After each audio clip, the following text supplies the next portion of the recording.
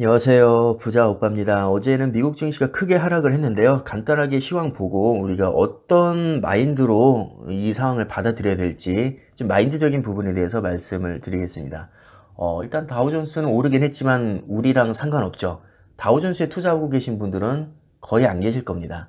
대부분 나스닥에 투자하고 있는데 1.6%, 지수가 1.6% 빠졌으면 서학개미 분들이 많이 투자하고 계신 TQQQ는 거의 5% 가까이 빠졌다는 얘기죠. 아마 체감적으로 굉장히 큰 폭락으로 느껴졌을 겁니다. 그 다음에 S&P 500 0.57%. 역시 기술주의 비중이 나스닥보다 훨씬 낮기 때문에 하락폭이 그렇게 크지 않았죠. 어제는 빅테크를 위시한 기술주들이 대거 폭락했습니다.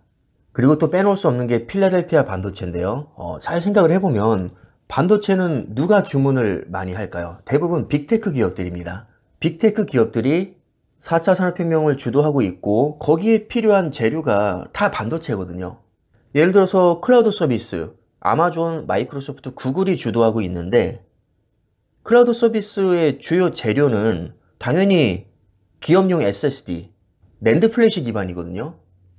낸드 플래시는 메모리 반도체고 메모리 반도체에서 제일 잘 나가는 업체가 삼성전자, 하이닉스, 마이크론입니다. 그리고 인공지능 시대를 받아서 가장 각광을 받고 있는 반도체가 바로 GPU인데요. 인공지능 하면 또 양대 산맥이 마이크로소프트와 구글이거든요. 역시 빅테크 기업이고 GPU 양대 산맥은 엔비디아와 AMD죠. 여기 하나를 더 추가하자면 인텔까지 빅3라고 할 수 있는데 인텔이야 종합반도체 업체니까 본인이 뭐 설계랑 제조 다 하지만 AMD와 엔비디아는 팹리스 업체거든요. 제조 시설이 아예 없습니다. 그래서 결국에는 본인들이 설계한 것을 파운드리 업체에게 위탁을 해야 되는데 파운드리 1등 업체인 TSMC와 4등 업체인 글로벌 파운드리가 필라델피아 반도체에 편입이 되어 있습니다. 결국 무슨 얘기냐면 나스닥이 타격을 크게 받았어? 마소, 구글, 아마존 전부 다 빠졌네. 근데 얘네들이 클라우드 서비스를 주도하고 있잖아. 클라우드 서비스는 뭐 쉽게 말하면 그냥 메모리 반도체를 재료로 해서 데이터 센터를 운영하는 건데 얘네들이 분위기가 안 좋을 정도면 얘네한테 제품을 납품하는 반도체 기업들한테도 분명히 타격이 있을 거야. 마치 전기차 분위기가 안 좋아지면 2차전지 업체가 타격을 받는 것과 똑같은 이치입니다. 이게 어렵게 생각할 필요가 전혀 없는 거거든요. 근데 보니까 애플은 거의 뭐 4% 가까이 빠졌네. 그래서 이유를 좀 찾아봤더니 그럴듯하더라고요. 영국계 투자은행인 바클레이스가 애플의 투자 등급을 중립에서 비중 축소로 강등했습니다. 그리고 목표가도 161달러에서 160달러로 하향하면서 뭐 주가가 4% 가까이 급락했다고 하는데 글쎄 이것도 하나의 이유가 될 수 있겠지만 뭐 차익 실현 매물이 나온 것도 저는 크게 작용했다고 봅니다. 그냥 한마디로 빠질 때 되니까 빠진 거죠. 조정 받고 가는 게 정상입니다. 이건 주식시장에서 정말 불변하는 진리죠. 어느 정도 오르고 나면 반드시 차익 실현 매물이 나오고 조정을 거친다. 그리고 갈 때 되면 또 간다. 공식처럼 외우시면 됩니다. 앞으로도 같은 패턴이 계속 반복이 될 겁니다. 그럼 그때마다 스트레스 받으면 우리가 얼마나 짜증이 날까요? 그러니까 아예 마음을 비우자는 겁니다. 조정 왔어? 당연하지. 조정 받고 가야지. 쉬었다 가야지. 푼돈 먹고 빠질 사람 빠지고 계속 갈 사람 가고 나는 하나도 조급하지 않아. 그냥 신경 끄고 살면 뭐 많이 올라 있던데 뭐 항상. 이렇게 생각하시면 됩니다. 바클레이스에서 분석하기를 현재 아이폰 15의 판매 부진, 특히 중국에서의 부진은 뭐 아시다시피 중국 판매량이 굉장히 높잖아요. 근데 지금 아이폰 15의 판매량이 생각보다 부진하다고 합니다. 그러니까 뭐 16도 보니까 큰 업그레이드가 없을 것으로 예상이 되니까 당연히 16도 부진할 가능성이 높겠네. 뭐 16 별거 없잖아. 조금 업그레이드해서 나올 텐데 게다가 애플의 수익성 높은 서비스 부문도 규제가 워낙에 많이 이제 들어오다 보니까 성장이 둔화할 수 있다. 뭐 이 규제 얘기도 이미 뭐 몇 년 전부터 계속 나왔던 얘기입니다.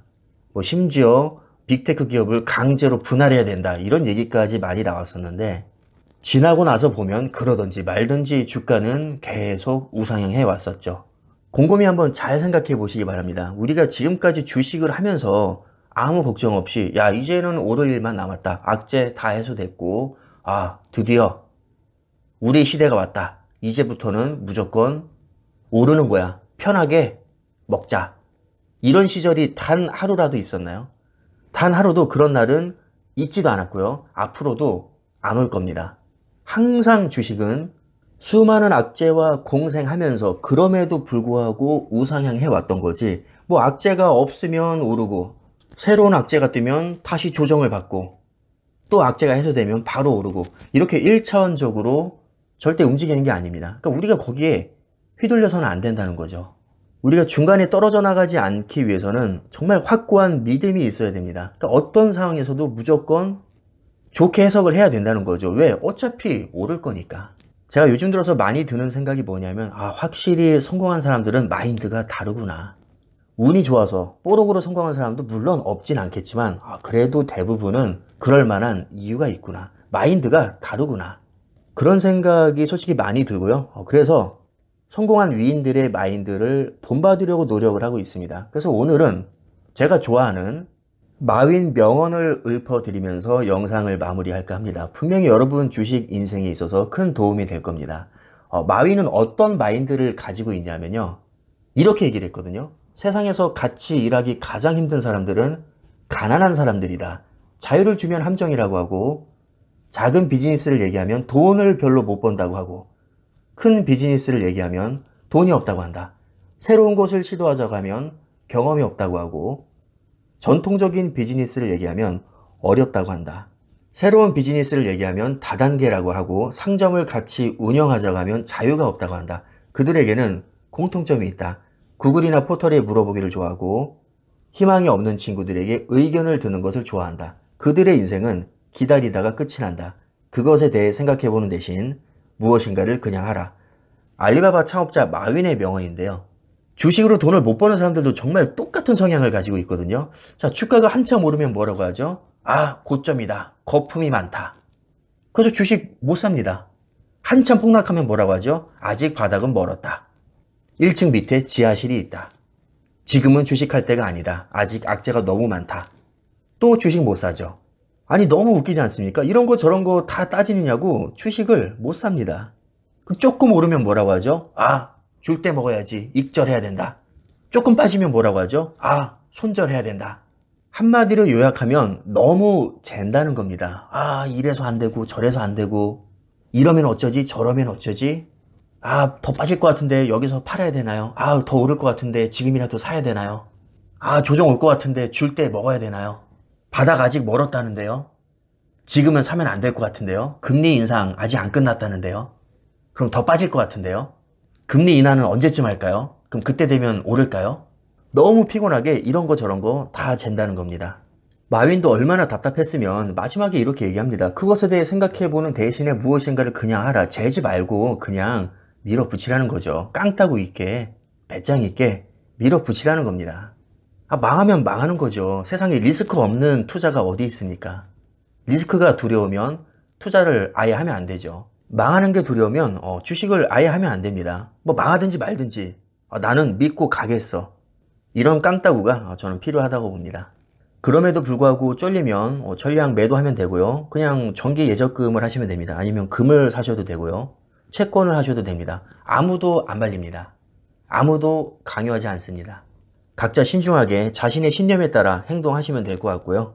정답은 사실 아무도 모릅니다. 정답은 없고 그냥 각자에게 선택권이 주어졌을 뿐입니다. 본인이 무슨 선택을 하느냐에 따라서 당연히 결과도 달라지겠죠.